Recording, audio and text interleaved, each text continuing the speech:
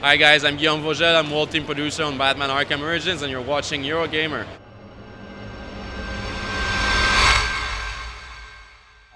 Now hold on a bloody minute! I seen your act! I ain't done nothing you not done!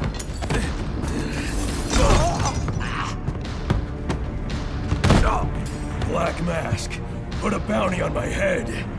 Where is he? I don't keep tabs on every geezer with a grudge. You're not a popular bloke in this town.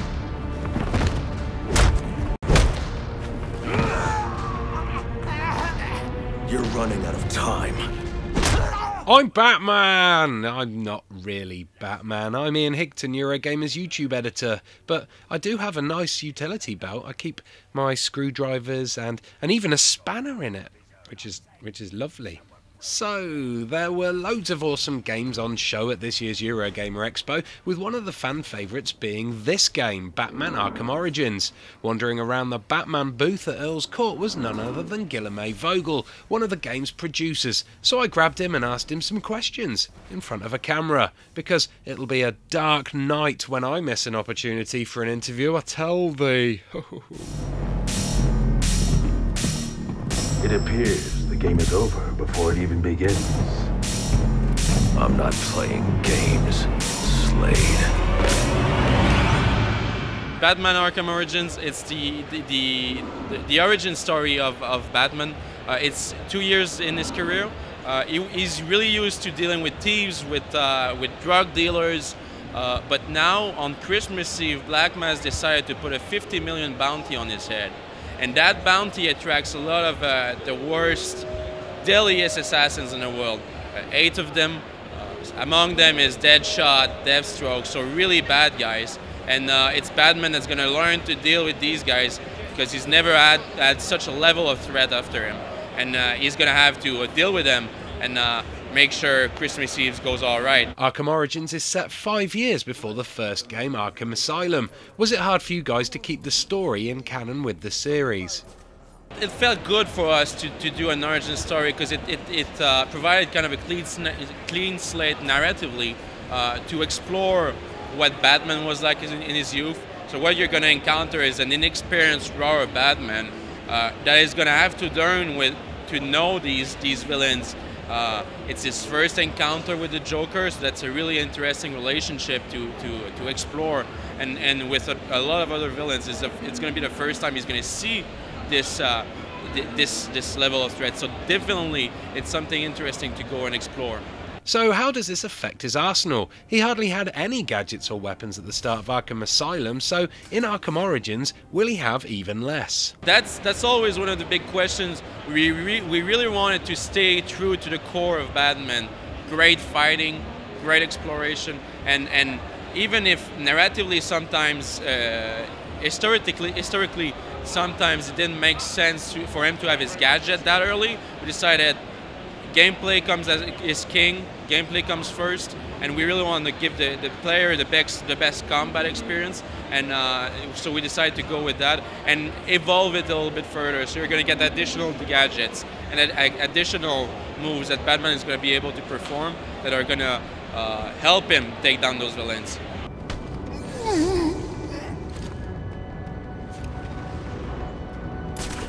Let's talk a little about Gotham City. How big is Batman's new playground? Gotham City is, compared to Arkham City, it's double the landmass. We created the new South Gotham, which is the downtown area. Very tall buildings, different types of gameplay and navigation.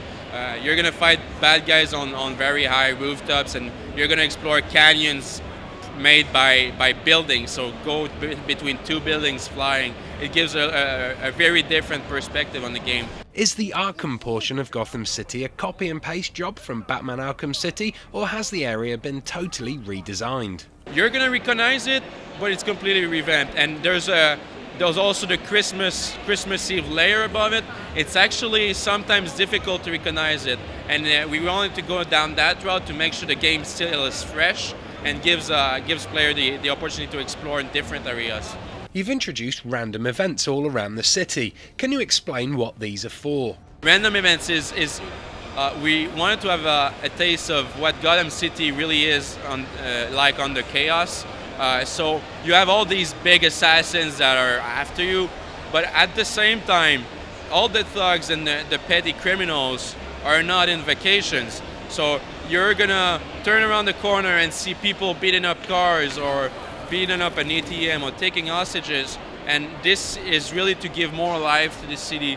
It's gonna give Batman more opportunities to get not only gain some XP, but also help the Gotham City Police Department clean up the city during that mess. So a lot for the players, it's a lot of random events that give you more options. What do you want? I didn't do nothing. One of the best things about the Batman games is the amazingly fluid combat. Have you changed the combat system in any way, or have you left it as it is? The combat is very true to the franchise. We really want to keep it at the core of it. If it's not broken, don't fix it.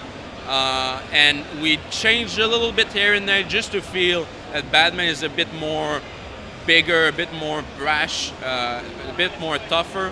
But very slightly in a way that just adds all of that taste to the combat.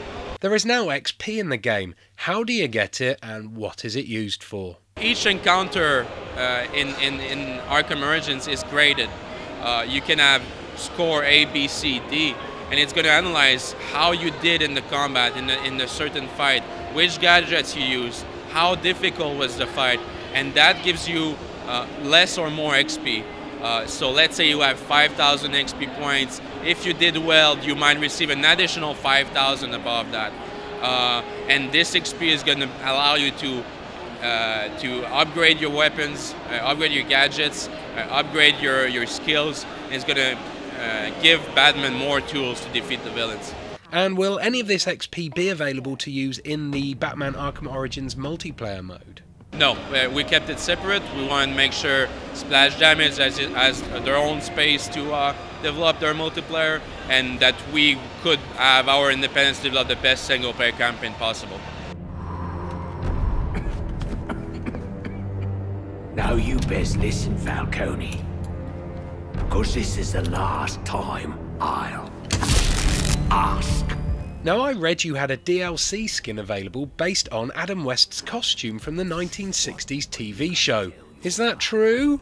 We have a skin based on the 60s TV show. People love it. On the dev team, we usually play with it. We really love it. It comes with a pre-order on PS3 if I'm not mistaken, and but it's going to be also available on any stores, live stores, if you want to buy it. Have you got Adam West's actual voice? No, it's not linked to Adam West. It's linked to the 60s TV show, but not to Adam West at all. When you punch people, do you get kapow? No, that's a great idea. It is indeed. But you owe me royalties if that happens now, Guillaume. The change in developer for this new Bat game has got a few fans worried, but judging by what we've been shown so far, and by the positive fan feedback at EGX, it seems like Bruce Wayne is in good hands. I'll be featuring community multiplayer events on Batman Arkham Origins as soon as it's available, so make sure you subscribe to this channel by clicking on that on-screen annotation for that and so much more. That's all, folks. Bye! What are you waiting for? Don't stand there! Kill him! Now, come on now!